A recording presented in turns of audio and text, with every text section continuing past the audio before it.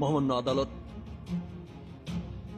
আমি শুধু কিছু ভালো মানুষ করার চেষ্টা করেছি, আর এই স্বপ্ন শুধু আমি দেখিনি। এই স্বপ্ন দেখেছিলেন আজ থেকে ৪৮ বছর আগে জাতির জনক বঙ্গবন্ধু শেখ মুজিবুর রহমান।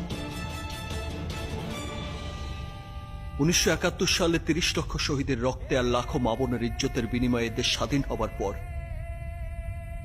যুদ্ধ বিধ্বস্ত এই দেশে তখন নেমে আসে দুর্ভিক্ষ, লুটপাট আর দুর্নীতি। জাতির জনক তখন দিশেহারা হয়ে পড়েন। একদিন তিনি তার একজন শিক্ষককে বলেছিলেন, স্যার, আপনি তো মানুষ গড়ার কারিগর, দয়া করে আমাকে কিছু ভালো মানুষ দেবেন। আমি আবার তাদের নিয়ে চেষ্টা করে দেখি নতুন করে এই দেশটাকে গড়তে পারি কিনা।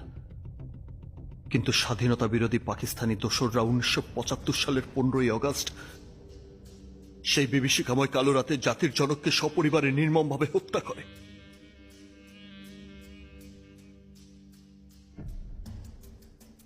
এই নৈরাজ্য, এই দুর্নীতির ক্ষত আজকের সৃষ্টি নয়, ইউর অনার।